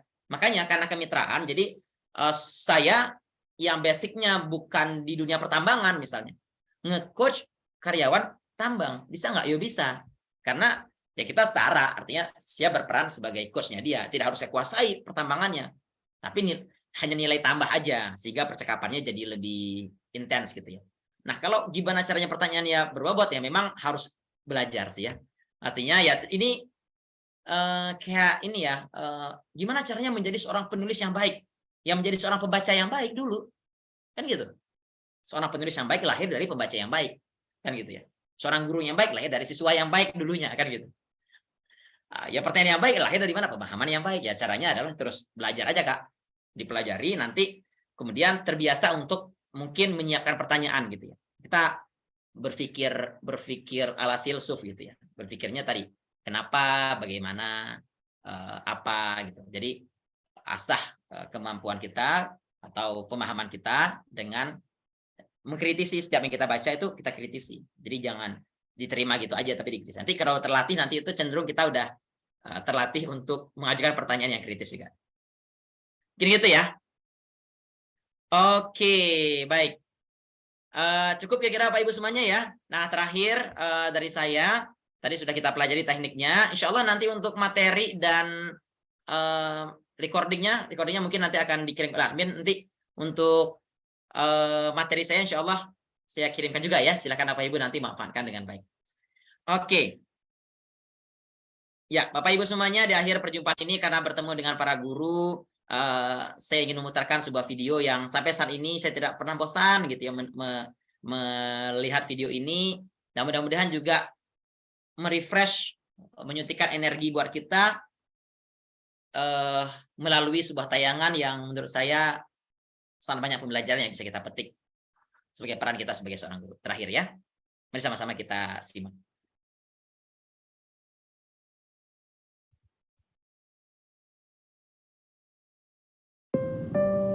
อีก100 ปีข้างหน้าพระอาทิตย์ก็ยังตกแล้วก็ขึ้นใหม่ทุกวันเราเองก็ต้องก้าวเดินไปข้างหน้าใช้ความรู้ที่มีทำประโยชน์ให้กับผู้อื่นนี่คือคำพูดของครูที่บอกพวกเราเสมอ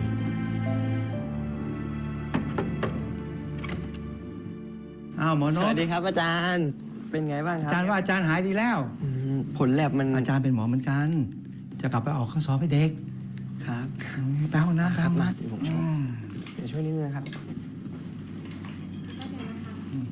ขอบคุณขอบคุณ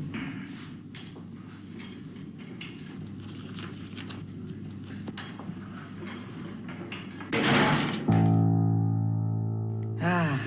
โดนอะคิลิสมันขาด แหมสมก็เป็นอาจารย์อนาโตมีเลยนะคะ ขอโทษนะคะคุณหมอหมดเวลาเยี่ยมแล้วค่ะ โอเค พักผ่อนเยอะๆนะคะอาจารย์ เดี๋ยวพวกผมไปแล้วครับ ค่ะ สวัสดีครับ สวัสดีค่ะ บ๊ายบายนะครับอาจารย์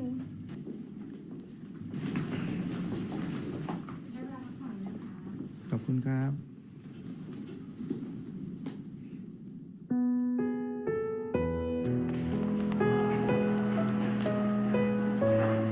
นักศึกษาห้องการเรียนภาคอยู่ข้างบนนี้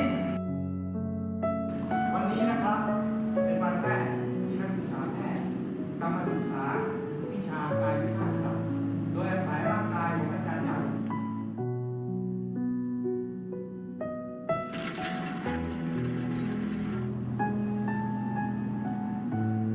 หาเจอไหม ไม่แน่ใจครับอาจารย์ นี่4 กรัมใช่ไหมครับ เนี่ยครับ อาจารย์เอาไปทำอะไรครับ เอาไปสอนหนังสือครับแบ่งเป็น2 อย่าง คือสมูทมัสเซลกับไทมัสเซลนะครับ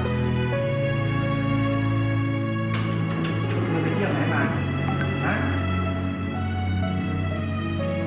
ผมสอบเธอไม่ดีเลยนะ เธอมีปัญหาอะไรหรือเปล่า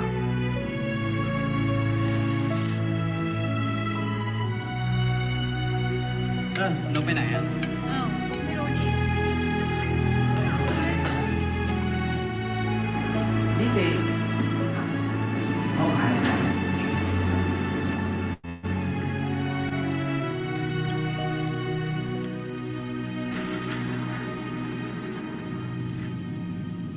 นบทำไมไม่ไปเรียน ไหนว่าอยากเป็นหมอ อยากช่วยเหลือคนไง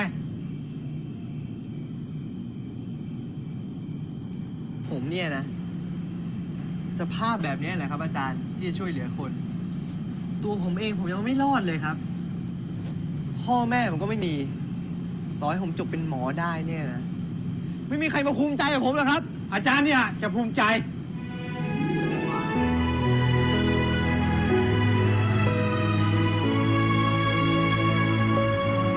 พรุ่งนี้มีเรียนนะ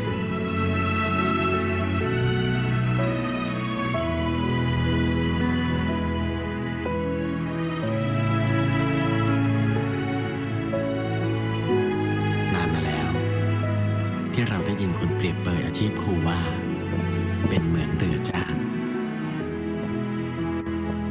จริงๆแล้ว ครูทำมากกว่านั้น ครูไม่ใช่แค่ส่งเสิทธิ์ให้ท่านฟัง แต่ยังคอยดึงเราขึ้นมา เมื่อเรารู้ นี่นะ ซึ่งจะมียูนิเตอร์ลงมาอาจารย์นะ เตือนสติให้เดินไปในทางที่ถูก ต้องรู้ก่อนว่ามันแปลว่าอะไรอินโกล่าแปลว่าลิ้นจักรยานหายเดินกลับก็ได้ และปลูกฝังคุณธรรมของการให้ด้วยการทำให้เห็นเป็นแบบอย่าง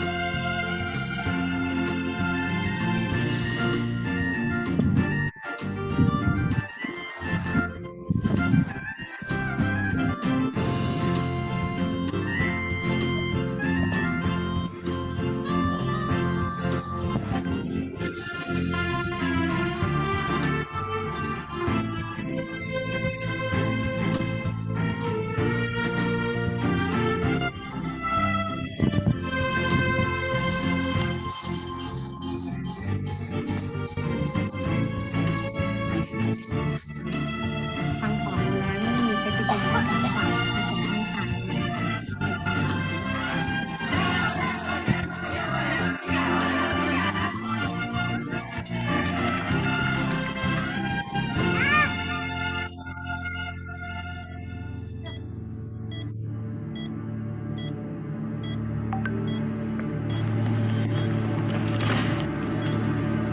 อาจารย์ครับ อาจารย์ครับ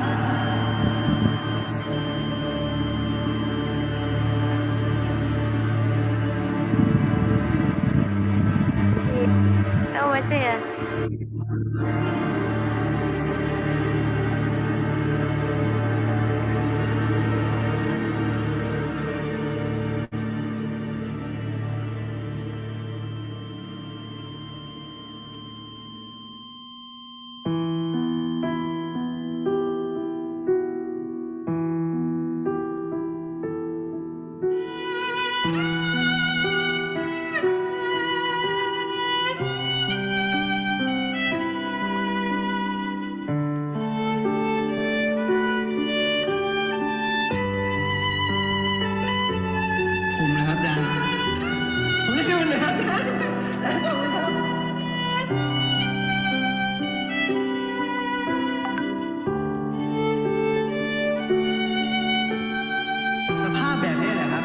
ช่วยเหลือคน ตัวผมเองผมยังไม่รอดเลยครับ พ่อแม่ผมก็ไม่มีต่อให้ผมจบเป็นหมอได้เนี่ยนะไม่มีใครมาภูมิใจกับผมหรอกครับ อาจารย์เนี่ยจะภูมิใจ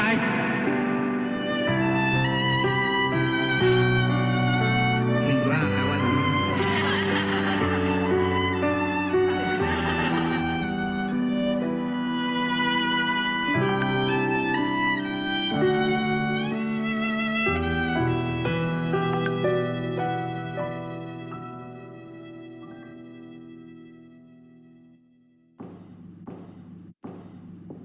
คุณหมอคะ ขอบคุณครับ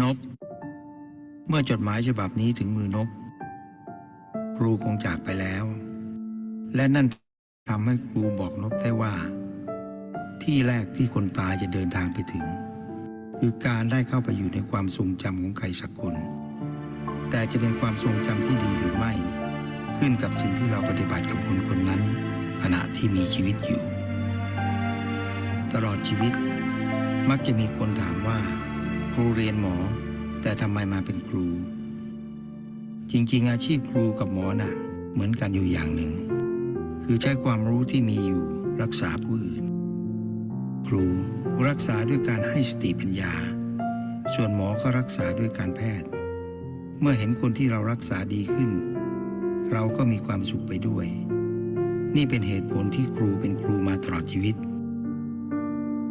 และแม้ไม่มีลมหายใจ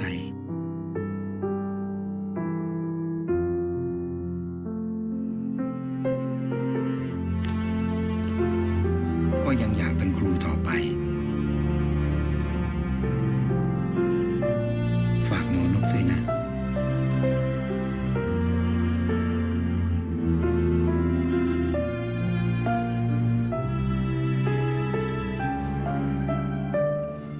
ทำความเคารพอาจารย์ใหญ่ครับ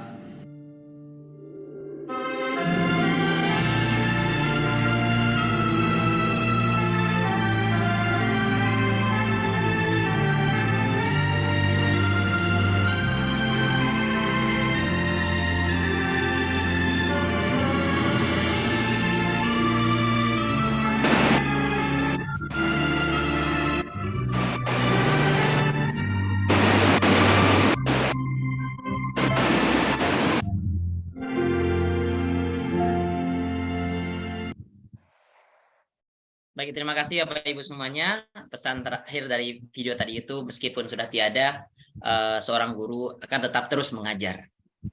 Demikian, jazakumullah. Terima kasih sekali lagi buat para guru sekalian ya.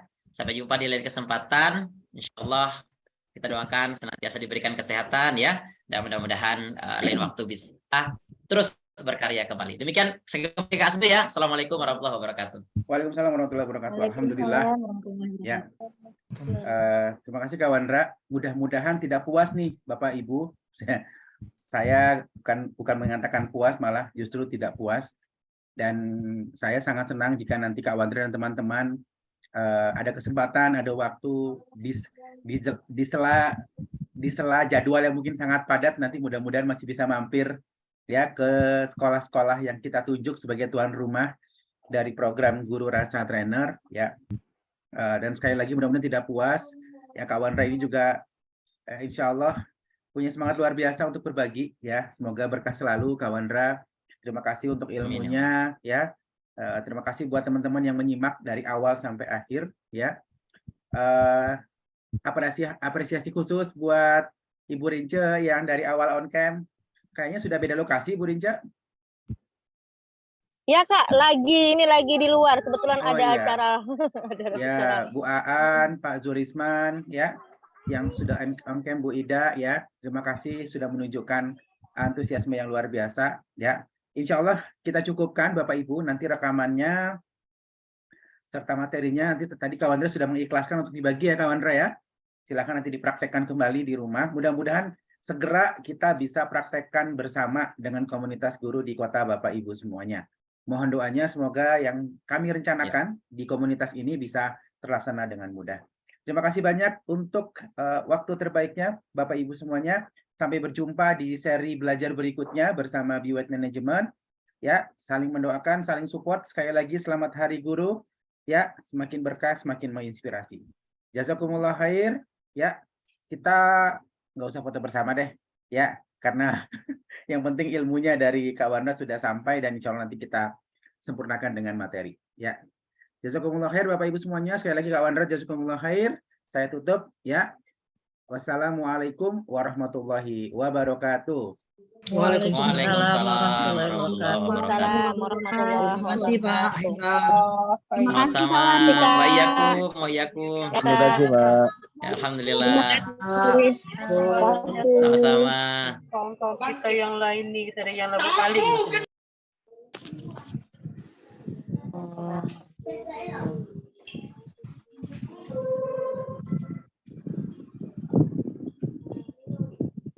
Berangkat kapan Kak Wandra ke Cianjur? Syukron ilmunya, Kak. Ya Bun, sama-sama. Sama-sama, Afwan. Assalamualaikum. Waalaikumsalam. Waalaikumsalam warahmatullahi. Sore ini mungkin Kak Sdo. Ya. Tapi lagi mempertimbangkan nih, apakah saya berangkat lagi atau karena bisa subuh mau ke luar kota, jadi khawatir macet di ini aja Cianjur kesininya. Ya. Karena jalanan padat kan. Pas pulangnya ya. Syukron, Kak, atas ilmunya. Makasih Bun, sama-sama. Siap. Terima kasih Oke. Kak ilmunya. Assalamualaikum. Waalaikumsalam Salam dari warahmatullahi Al-Hayah, Kak wabarakatuh. Wandra. Siap. Dari Ketemu mana, lagi Kak Wandra? kapan-kapan insyaallah Al-Hayah. Pernah ke sana Kak Wandra? Pernah Mengisi mengisi di di sana sana? di Al-Hayah. Alhamdulillah. Pernah. Terima kasih Pak Wandra dan Pak Asdo. Assalamualaikum. Assalamualaikum warahmatullahi wabarakatuh. Terima kasih Bu Ida. Oke, izin ya Kak Sdo ya. Ya, silakan Kak Wandra. Makasih banyak. Makasih juga sudah dilibatkan Kak Ya, Sdo, ya, insyaallah makasih, berkah Kak. berlimpah buat Kakak Amin, juga. amin. Ya, assalamualaikum. Ya, assalamualaikum. Wassalamualaikum warahmatullahi wabarakatuh.